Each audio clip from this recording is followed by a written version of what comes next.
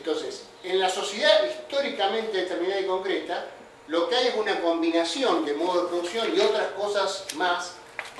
Por ejemplo, en un país dependiente es muy importante la relación entre el país dependiente y los países opresores, que determinan una formación social concreta. Pero para entender esta formación social concreta, lo primero que tenemos que hacer es estudiar los elementos que lo forman teóricos, y los modos de producción son justamente los elementos teóricos básicos para poder llegar a entender luego la complejidad muy grande de la formación social concreta. Bueno, entonces, el modo de producción, que puede ser alguno de lo que decíamos recién, comunismo primitivo, esclavitud, en algunos casos modo de producción asiático, capitalismo, etc., es el concepto teórico, abstracto, que hay que estudiar en detalle para entender el funcionamiento principal de una sociedad. Pero luego, para entenderla en concreto, por ejemplo, la Argentina de principios del siglo XXI es una formación social concreta, diferente de la Argentina del siglo XIX, o de Cuba hoy, o que Cuba antes de la Revolución, donde se combinan una cantidad de cuestiones, y donde yo acá en el PowerPoint no lo metí porque no quería ser muy largo, pero es importante el concepto de clase social, es decir, cada una de esas relaciones de producción y cada uno de esos modos de producción tiene en general dos o a veces tres clases sociales enfrentadas: la que produce la riqueza y la que se apropia de una parte de la riqueza sin aportar sustancialmente a ella. Pero a su vez, en una formación social están por supuesto esas dos clases, pero hay resabios de otros modos de producción, de feudalismo, de esclavitud, como decíamos recién, que se combinan de una forma determinada. Hay individuos que cumplen roles intermedios. En el capitalismo, por ejemplo, un técnico superior en una fábrica, ¿qué es? Un trabajador, no es un trabajador típico, obviamente, tampoco es el patrón. Entonces hay individuos, hay grupos sociales que cumplen un rol determinado. Los estudiantes, ¿qué son? Son una capa social, un grupo social con características propias que hay que estudiar en detalle. Hay individuos, inclusive, que no pertenecen a una clase social, a lo sumo a un grupo social.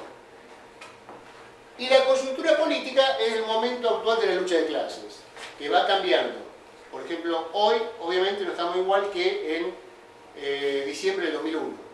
¿Está? O sea, ha cambiado la correlación entre las clases sociales. Hay una situación insostenible, se habían organizado de determinada forma las clases sociales, y el modelo que se desarrolló durante la convertibilidad, bueno, tuvo algunos resultados favorables para algunos, porque si no nos habría explicado la reelección de Menem en el 95, pero, digamos, finalmente eso llegó a un techo, trabó cada vez más el desarrollo de las fuerzas productivas en la Argentina, y generó finalmente una situación que hizo que los sectores de clases sociales perjudicados por eso estallaran en diciembre del 2001 y cambió completamente la coyuntura política.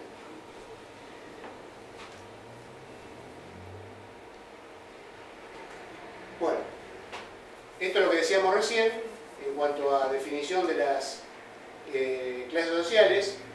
Es decir, típicamente en cada modo de producción hay, sacando lo del comunismo primitivo y el avanzado, hay dos clases opuestas. Esclavistas y amos, señores feudales y siervos, capitalistas y obreros. En el capitalismo sigue existiendo, por ejemplo, la explotación de la tierra, y aparece en el campo la posibilidad de que haya ahí tres clases fundamentales, que tiene que ver el trabajador de la tierra, que se termina transformando en un obrero rural, el dueño de la tierra, que es un bien que no es reproducible. Yo no puedo invertir para crear más y más tierra, hay una cantidad finita de tierra, ¿tá? Entonces él tiene leyes propias, la renta de la tierra, que se la propia del terrateniente, el dueño de la tierra, y el capitalista, que es el que invierte, pongámosle, el pool de siembra. Entonces ahí es un caso donde se puede llegar casi hasta hablar de tres clases sociales distintas.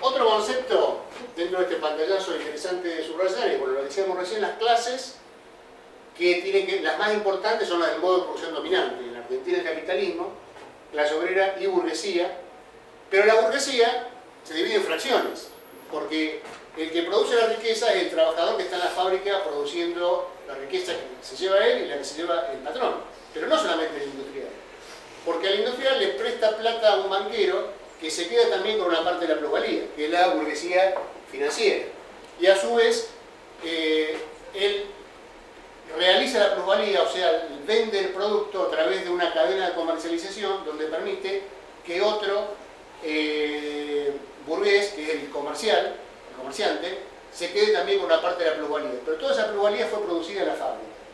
Y a su vez también se reparte entre otros sectores, entre los cuales algunos que son trabajadores, porque el empleado de la burguesía comercial es obviamente también un trabajador. Bueno, lo que decíamos antes como ejemplo, que además hay capas o sectores sociales, como la capa social estudiantil, que tiene características muy especiales porque, si bien mayoritariamente son hijos o de la burguesía o de los sectores medios, que es una palabra un poco compleja, pero que pinta algunos sectores que juegan un rol intermedio en la lucha de clases, que a veces van hacia un polo de la contradicción principal y a veces hacia el otro polo. El estudiantado, al trabajar con la cultura, muchas veces, a pesar de su origen de clase, juega un rol al lado de los trabajadores, porque, digamos, no está interesado directamente en el proceso económico y a veces por los propios descubrimientos que hace desde el trabajo en la cultura termina poniéndose, con muchas contradicciones y cuestiones más complejas, del lado de la clase oprimida en la lucha fundamental. Bueno, y una cosa importante en cuanto a las clases sociales, hay que tener en cuenta una cosa: el interés de clase. O sea, yo puedo decir que analizando la sociedad veo que al trabajador le interesaría que salgamos del capitalismo y pasamos al socialismo.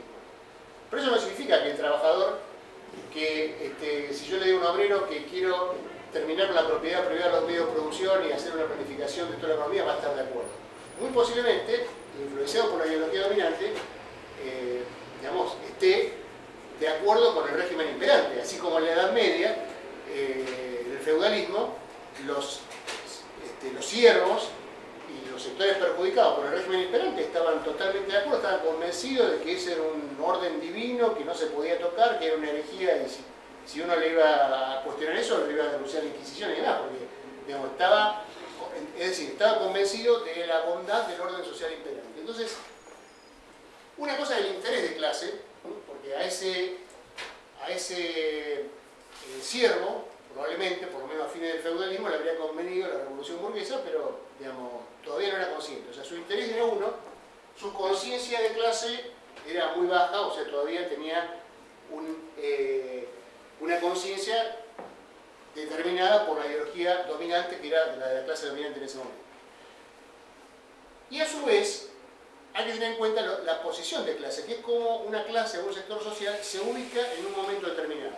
Por ejemplo, la pequeña burguesía urbana, antes del conflicto del campo, se ubicaba de una forma con relación al gobierno y con relación al mismo campo y demás. Y una serie de errores del gobierno, digamos, que hicieron que, cosa que ha pasado en otros gobiernos peronistas también, ¿no? Hicieron que todo el sector agropecuario, incluyendo los grandes terratenientes de la sociedad rural, por ejemplo, que yo creo, no es el tema de hoy, pero creo que en un proyecto de liberación nacional, nosotros lo primero que tenemos que tener en claro es cuáles son las clases y sectores de la Argentina y cuáles queremos que sean nuestros aliados estratégicos y cuáles son nuestros enemigos estratégicos con los cuales nunca vamos a coincidir. Entonces creo que la sociedad rural estaría en la vereda del frente.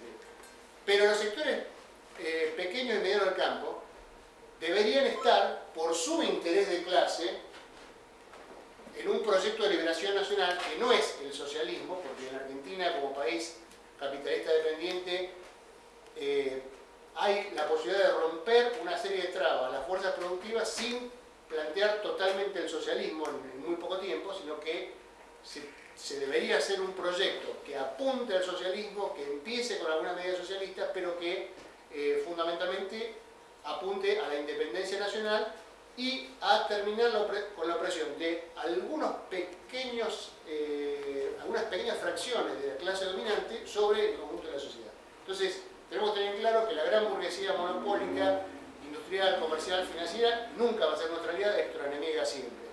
Lo mismo los grandes terratenientes. Pero, para poder juntar la fuerza suficiente para cambiar esto, y porque tienen contradicciones, sería importante que el pequeño productor agropecuario esté de este lado, por supuesto, exigiéndole que tenga a los trabajadores en blanco, exigiéndole una serie de cuestiones que tienen que ver con las clases fundamentales de la revolución, digamos. Pero no nos conviene que esté en la vereda enfrente.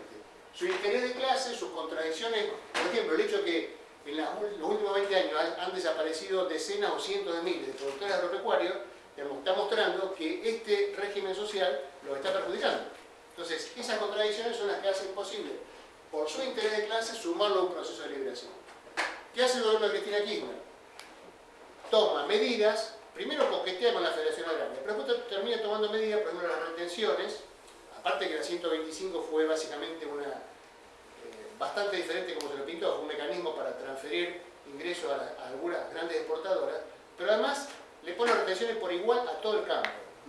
Solamente al final del proceso aceptó diferenciar y después igual no lo hizo.